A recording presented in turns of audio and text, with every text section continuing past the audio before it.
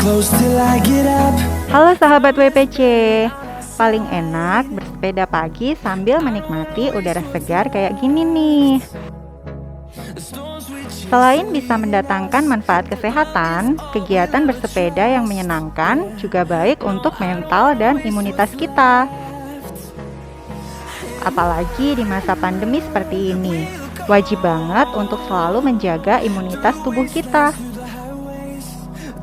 Kali ini bersama saya Dr. Rizky, kita akan bahas segala hal tentang imunitas tubuh.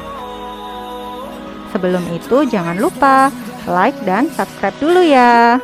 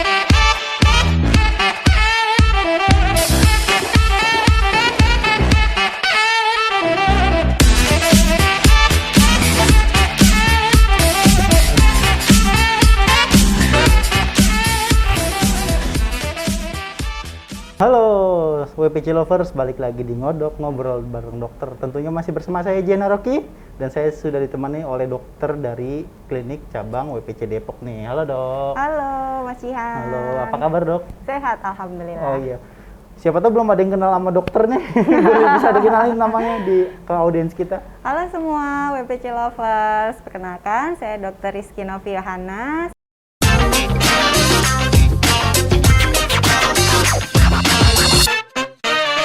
Saya berpraktek di WPC cabang Depok. Oh Depok. Di Depok dan di mana dok? Di Depok dan Cibubur. Dua klinik aja ya? Iya, dua cabang aja. Untuk jadwal lengkapnya bisa teman-teman lihat di deskripsi kami ya, ntar kami taruh jadwalnya dokter Rizky. Jadi kalau yang mau treatment sama dokter Rizky bisa di jadwalnya tersebut. Oke deh. Dok tadi lagi sepedaan itu keren banget loh. Oh makasih. Emang udah sering olahraga dok? Sering sih, emang dasarnya suka. Emang suka olahraga iya. ya?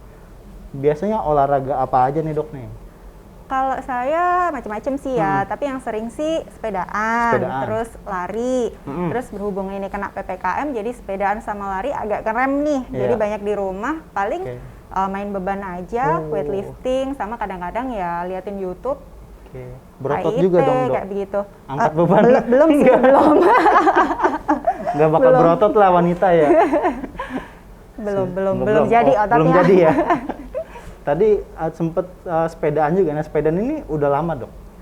Lumayan apa baru ikut-ikutan aja nih gara-gara pandemi banyak yang beli sepeda jadi ikutan juga? Iya salah satunya sih. Baru dari tahun lalu ya, tahun lalu baru punya sepeda, terus abis itu jadi ketagihan. Ternyata ya nyenengin. Sampai sekarang masih minimal seminggu sekali masih lah gitu ya? Kalau sebelum PPKM sih seminggu bisa 2, 3 sampai 4 kali, tapi pas PPKM ini benar-benar stop sih emang.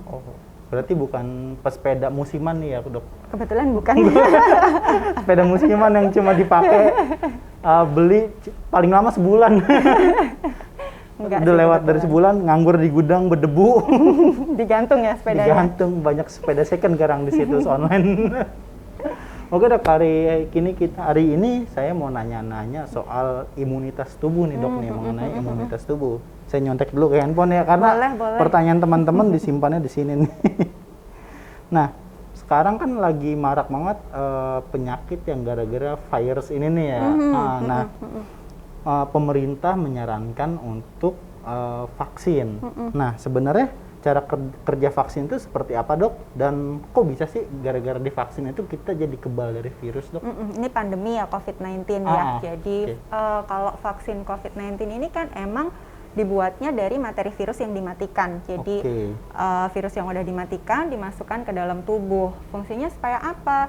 Supaya tubuh kita nih punya kekebalan terhadap virus tersebut, punya antibodi, supaya tubuh kita nih udah kenal nih, udah punya sel memori sama si virus. Jadi Kalau misalnya suatu saat nih tubuh kita terpapar sama virus tersebut, dia udah kenal, udah punya memori, udah punya tentara, udah punya antibodi, jadi nggak gelagapan dia. Kalaupun kena, gejala yang timbul nggak terlalu berat gitu, karena sudah punya pertahanan sebelumnya gitu. Tujuannya si vaksin ini kan mau bentuk herd immunity ya, jadi supaya imunitas meningkat khususnya terhadap si virus, kemudian nantinya diharapkan angka kesakitan, angka kematian akhirnya bisa turun, jadi pandemi bisa cepat berakhir gitu. Oke, bisa bikin kebal dari janji-janji palsu juga nggak sih, Dok? Kebal juga. Kebal. Bisa ya? Bukan bisa gila kan? Oke, itu dia. Jadi nggak bisa buat kebal dari janji manis para buaya nih teman-teman. Cuma bisa buat kebal dari virus-virus ini. Nah, next question nih Dok nih. Nah, dengan hanya vaksin saja sudah cukupkah? Atau kita harus melakukan action lain nih biar imun kita makin kuat gitu Dok? Iya, tentunya nggak cukup ya kalau hanya dari vaksin, karena vaksin ini kan sifatnya spesifik. Jadi vaksin COVID-19 yang dibuat untuk melawan si virus COVID-19 gitu. Belum jadi tahu dia, nanti ada virus lain iya, gitu jadi ya. tertentu berhubung sekarang pandemi, vaksinnya untuk itu, jadi untuk mencegah kita dari beratnya gejala kalau kita terpapar sama si virus. Di samping itu kita juga harus tetap meningkatkan imunitas alami tubuh kita. Imunitas alami tubuh kita gimana caranya ningkatin? Di antaranya ya yang pasti makanannya mesti cukup gizi seimbang. Kemudian gizi seimbang. Yang lain ya olahraga kayak tadi, olahraga yang rutin. Untungnya dokter udah rutin olahraga sebelum pandemi ini datang. Kebetulan ya. Kebetulan udah suka olahraga gitu ya. Terus berikutnya ya istirahat cukup. Istirahat itu kadang kita nggak jadi perhatian ya, padahal dia penting juga. Istirahat cukup ini penting banget. Kemudian hindari stres, kurangin stres. Dan kalau kaitannya sama pandemi, yang paling utama ya protokol kesehatan.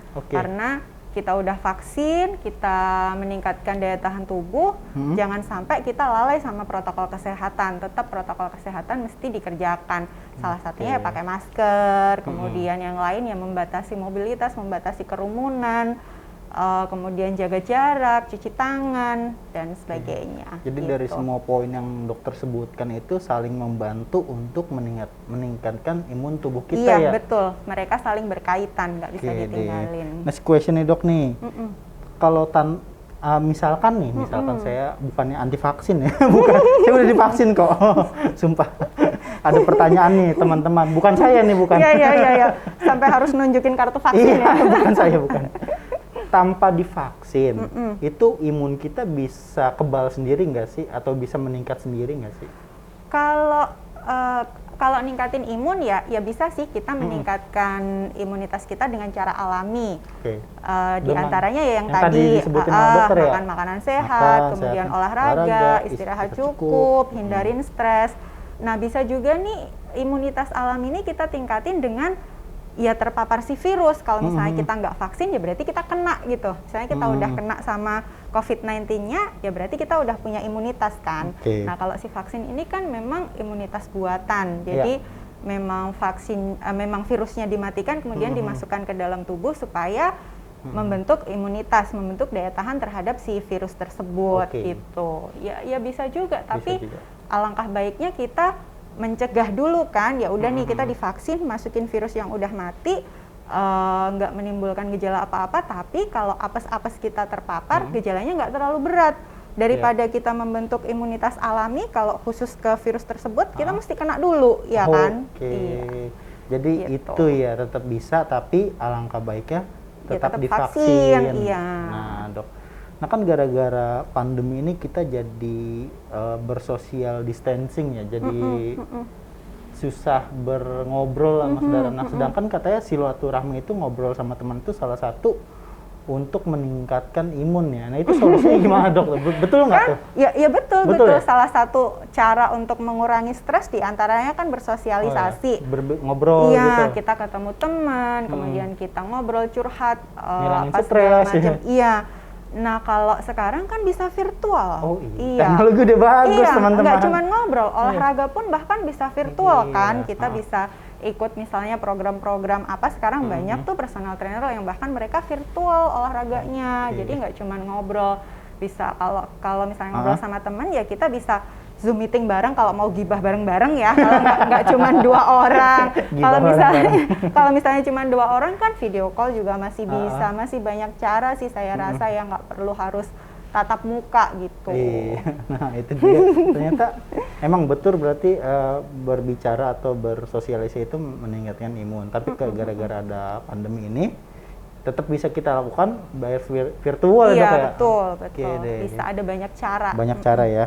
Oke, kita mau mau ngebahas ke beberapa poin yang tadi dokter sebutin untuk meningkatin imun nih.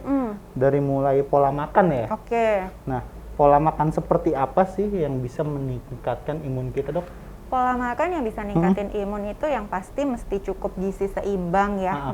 Nggak bisa kita diet menghindari salah satu jenis makanan itu nggak bisa, malah nggak benar. Kalau di saat pandemi seperti ini misalnya yang diet no karbo, kurangin karbo kayak begitu jangan dulu. Kita yang pertama kan yang utama sehat dulu. Jadi asupan makanan itu harus seimbang, semuanya mesti ada. Tetap makan nasi ya? Betul, tetap. Karbohidrat tetap mesti ada. Nggak harus nasi sih karbohidrat, bisa juga dari kentang dari kentang, dari umbi, kemudian dari roti, kan masih bisa. Utamain yang indeks glikemiknya rendah gitu. Kemudian protein, asupan protein juga mesti cukup. Kemudian lemak juga harus ada, lemak yang baik. Kemudian vitamin dan mineral dari sayur dan buah gitu. Semuanya harus ada, harus ada. Bahkan kalau perlu di situasi begini kita mesti tambah juga suplemen. Jadi vitamin C, vitamin D, kemudian zinc, B kompleks juga perlu. Bisa juga lewat injeksi, kan sekarang ada ya injeksi Fit C, injeksi booster. Lebih ini ya, lebih maksimal lewat injeksi daripada diminum ya. Betul. Karena kalau diminum katanya tuh saya kemarin baca artikel katanya masuk ke lambung dulu, keserapnya dikit ya. Iya, jadi misalnya kalau injeksi kita yang masukin 1000 mili, 1000 mili yang kita dapat karena kan langsung masuk ke peredaran darah. Gitu. Itu dia. Nah itu kan untuk makanan-makanan sehat tadi harus karbohidrat, protein, lemak juga butuh ya, lemak baik ya. Lemak tetap butuh. Lemak cuman baik itu dulu porsinya seberapa gitu. Lemak baik itu seperti apa nih, Dok? Lemak baik ini diantaranya contohnya alpukat. Kemudian bisa juga dari daging kan. Kacang-kacangan juga bisa, almond kayak begitu bisa juga. Itu lemak baik ternyata ya. Jangan minyak yang penting ya. Oh, minyak itu lemak jahat ya. Iya, kalau untuk asupan harian ya kita sedikit saja boleh sih, asal nggak berlebihan. Nah kan tadi itu makanan yang meningkatkan imun. Nah ada makanan yang harus kita hindari nggak, Dok nih? Ada makanan yang bisa membuat imun kita rendah nggak? Ada. Jadi ya sebaiknya mengurangi makanan-makanan olahan, kemudian makanan cepat saji, kemudian makanan yang tinggi gula. Nah kalau kita banyak makan manis, tinggi gula, akhirnya yang disimpan kan lemaknya toh. Banyak banget minuman manis tuh ya. Iya, kadang kita jadi nggak nyadar ya, itu asupannya ternyata tinggi banget. Padahal tinggi kan sehari total asupan gula harian tuh mestinya 50 gram. 50 atau 4 sendok makan. Kalau misalnya kita minum minuman manis, kadang boba sehari bisa 2 atau 3, itu udah berapa gram. Itu kalorinya udah berapa itu? Nah, itu dia.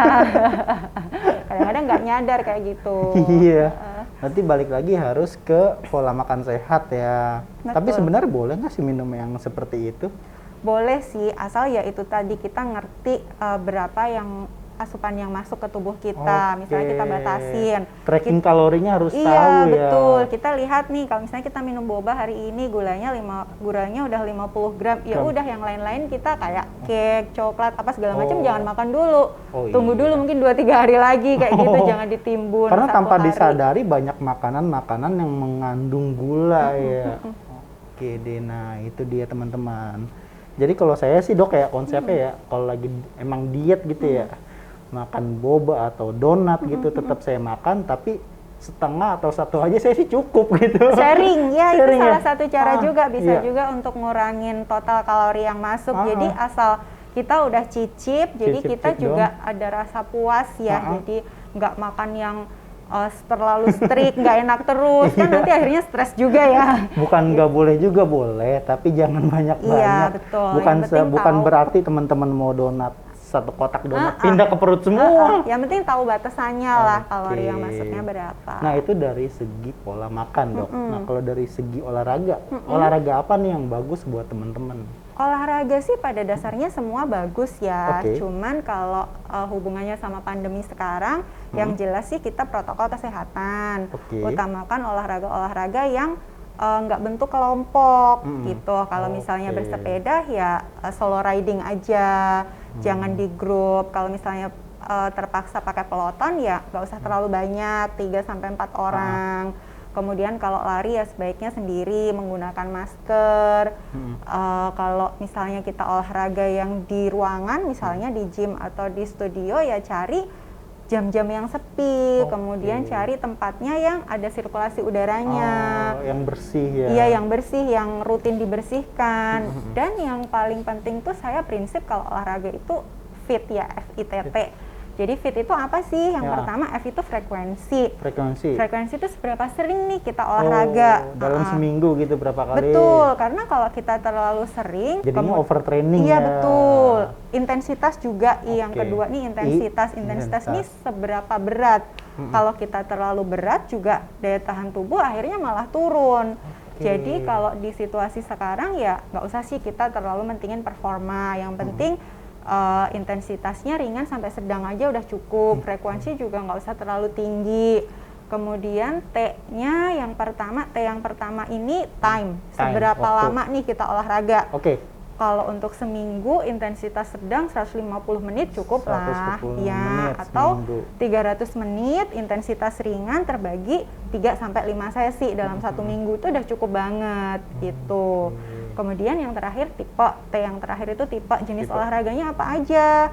Bisa macem-macem, kardio misalnya lari, bersepeda, kemudian bisa juga weight training, itu terserah sih kita sukanya yang mana. Gitu. Semua olahraga itu bagus ya. Yang nggak bagus itu diam aja di kasur main handphone. Nah, yang nggak bagus itu nggak olahraga, bener. Nggak bagus itu nggak olahraga. Jadi kalau ditanya tadi ada pertanyaan, olahraga apa sih dok yang bagus? Semua olahraga bagus. Cuma tadi tinggal diatur frekuensinya, intensitasnya, kemudian waktunya. Gitu. Tadi kalau dokter mention di 150 menit per minggu. Berarti misalkan sehari cuma 3 kali cukup ya? Cukup, misalnya kita intensitas sedang nih, terbagi dalam 3 sesi 150 menit, berarti satu kali latihan 50 menit weight training kan, intensitas sedang, cukup lah seminggu 3 kali. Jadi kalau misalnya Senin udah latihan, Selasa, Rabu libur, Kamis latihan lagi, Jumat libur, Sabtu baru latihan lagi gitu, udah cukup saya rasa. Berarti yang bilang nggak punya waktu untuk olahraga nih apa nih? Bokis banget ya kalau bahasa dulunya ya. Kalau kita pakai intensitas ringan 300 menit itu ya terbagi 5 kali dalam satu minggu, berarti 30 berapa tuh? 300 dibagi 5, 300 dibagi 5 ya, berarti 60 kan. Jalan kaki aja kan, jalan kaki intensitas ringan, iya, 1 jam kan udah cukup. Jangan dikit-dikit naik motor, ke supermarket, minimarket depan naik motor. Bisa dengan olahraga jalan kaki ya. Oke, next question dok nih. Tadi dokter singgung lagi ke, tadi makan udah, olahraga, terus istirahat cukup. Nah istirahat cukup itu gimana nih dok nih? Istirahat cukup tuh ya minimal 7-8 jam sehari. Karena ketika kita istirahat, metabolisme tubuh kita ini akan semakin lancar, semakin bagus. Kalau tubuh kita kurang istirahat, terlalu diforsir ya overtraining juga, jadi nggak maksimal akhirnya gitu. Jangan kebanyakan juga ya? Iya, terlalu banyak olahraga, terlalu banyak nonton, juga akhirnya nggak ada istirahatnya. Nah kalau istirahatnya kebanyakan nih dok nih, gimana? Kalau kebanyakan kan akhirnya jadi mager ya, jadi yang nggak olahraga dong. Di rumah aja rebahan. Oke, tadi udah bahas 3 terakhir nih. Stres itu menurunkan imun ya. Kenapa? Kok bisa dok? Jadi stres ini sebenarnya awal mula musibah ya dalam tubuh. Stres bisa stres fisik maupun stres mental sama-sama. sama-sama bikin penyakit karena kalau kita stres, tubuh kita nih hormon kortisolnya meningkat, si hormon stres ini. Nanti akhirnya antiinflamasi di dalam tubuh kita nih jadi berkurang, jadi gampang kena infeksi, jadi gampang sakit. Kalau stres mental juga yang pasti akan menurunkan daya tahan tubuh kan, gitu. Jadi teman-teman nggak boleh stres ya. Walaupun banyak cicilan, dibawa happy aja. Ya betul. Makin stres. Oke dok, nih masih ada pertanyaan nih. Bentar saya cari dulu nih. Tadi kita udah bahas olahraga, makanan. Oke, kita mau bahas gula lagi dok nih. Tadi gula baru kita bahas sedikit. Nah, bener nggak sih orang yang mengkonsumsi gula dan sering mengkonsumsi gula itu berisiko terkena penyakit lebih parah? Iya banget, karena orang yang banyak konsumsi gula ya otomatis akan menyebabkan obesitas kan. Akhirnya, iya betul, akhirnya dia kegemukan karena pada orang yang obesitas ini metabolisme tubuhnya itu udah nggak bagus. Jadi banyak banget sistem dalam tubuhnya ini yang terganggu, sistem imunnya terganggu, kemudian sistem endotel, pembuluh darah juga terganggu, sistem pernapasan terganggu, daya tahan tubuhnya nggak bagus, dia bisa terserang penyakit metabolisme, hipertensi, diabetes, kolesterol. Nah, jadi tanpa disadari, ya obesitas ini awal mula dari semuanya, nggak cuma COVID-19 sih. Jadi banyak penyakit yang sumbernya dari situ sebenarnya gitu. Nah, cuman kalau di masa pandemik begini yang nggak cuman obesitas aja yang bahaya, nggak cuman overweight aja yang bahaya, underweight pun juga nggak boleh. Karena terlalu kurus juga nggak bagus kalau ya. Kalau kita overweight, sistem tubuh kita nggak benar, metabolismenya nggak benar. Kalau kita underweight, tubuh kita nih jadi rentan, jadi rentan terhadap stres, jadi efek antiinflamasinya itu jadi berkurang, jadi daya tahan tubuhnya juga rendah. Kalau misalnya dia kena infeksi, tubuhnya ini nggak kuat untuk melawan gitu. Jadi akhirnya meningkatkan angka kesakitan juga. Yang benar ya tetap mesti normal sih ya indeks massa tubuhnya. Berarti harus tetap menjalankan pola hidup sehat, makan yang teratur, olahraga, jangan stres, dan tadi apa lagi? Istirahat cukup. Istirahat cukup ya. Oke deh. Pertanyaan terakhir nih dok nih. Pertanyaan terakhir, 10 kotak menurun dok. Jadi kayak TTS. Bukan pertanyaan deh. Tips and trick untuk kita konsisten menjalankan hidup sehat nih. Nah karena kan rata-rata nih banyak teman saya termasuk saya juga dulu ngalamin sih, cuma sekarang udah sedikit-sedikit udah mulai konsisten gitu. Ada yang cuma baru seminggu, 2 minggu, bahkan sebulan, anget-anget iya. Balik lagi ke pola hidup yang berantakan gitu, pola yang nggak sehat. Nah itu gimana supaya kita konsisten nih di hidup sehat ini? Yang pertama sih kalau tips ya, kita mesti tentuin dulu goalnya nih apa, tujuannya nih apa kita hidup sehat ini. Karena masing-masing orang, masing-masing pribadi beda-beda ya goalnya. Kalau misalnya saya bilang kita mesti hidup sehat supaya kita bisa panjang umur, supaya tetap sehat di masa tua. Mungkin bagi orang lain tuh nggak bisa jadi motivasi yang utama. Jadi kita cari dulu masing-masing dalam diri kita nih, goal kita nih apa nih, mau hidup sehat nih. Mungkin kalau model mungkin nih yang lebih memotivasi dia mau jaga tubuhnya supaya tetap bagus karena berkaitan sama pekerjaannya. Iya, karena pekerjaannya emang di sana dia tubuhnya harus tetap bagus ya. Misalnya lagi orang-orang yang kerja di instansi misalnya TNI, polisi kayak begitu, dia harus menjaga kebugaran tubuhnya supaya kemampuan fisiknya nih tetap terjaga sampai nanti gitu. Kemudian ada juga yang memang dia pengen sehat sampai di usia berapapun. Jadi mau di usia tua sampai punya anak, punya cucu masih tetap sehat. Kita goalnya dulu kita tentuin. Mau kayak gimana ya. Supaya mindset kita nanti tuh nggak cuman jangka pendek, nggak cuman pengen kurus, makan sehat, olahraga cuman pengen kurus. Nanti kalau nggak kurus-kurus bosan, frustasi nggak kurus-kurus sudah akhirnya udahan kan. Jadi atau udah kurus nih stop. Iya, nggak bisa maintain ya kan. Jadi yang utama itu goal dulu, tentuin goal, tentuin tujuannya untuk apa. Nah kemudian kalau kita sudah ada goalnya nih, pastilah ya kan nanti di tengah jalan tuh akan ada kerikil-kerikil kecil lah. Ada bosen-bosen gitu. Iya, bosen-bosen. Kayak mau jogging hari ini, dingin banget nih, enakan tidur lagi gitu. Pasti akan ada kalanya tuh kita tuh drop, aduh males banget nih gue olahraga. Nah, ketika kita muncul kayak begitu, ciptakan nih trigger-trigger yang bisa bikin kita bangkit, bisa bikin kita semangat lagi. Contohnya kalau saya misalnya, ya kita koleksi apa yang baru ya, misalnya beli sepatu kah, atau beli kaos kaki, beli kaos kaki yang baru gitu kan, misal. Jadi Dokter, kita kalau semangat sepatunya kan? banyak di rumah, boleh bagi saya satu. Ya makanya bukan sepatu, kaos kaki aja lah ya. Misalnya beli kaos kaki atau misalnya ada jersey baru, jadi kita kan semangat lagi nih. Wah semangat nih memakai ada yang baru. Pakai baju gitu. olahraga baru nih. Jadi bangkit lagi gitu. Itu kalau olahraga. Kalau misalnya makan, tipsnya sih justru jangan terlalu strict.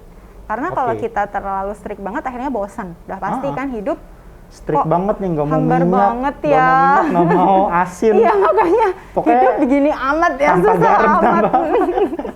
Iya, jadi kalau saya sih 80-20, jadi 80% bersih, 20%-nya nih kita mesti tetap comfort food kita mesti dapet buat kita makan es krim, makan coklat, makan cake, tapi yang penting tahu batasannya. Iya, jadi nggak bablas aja gitu.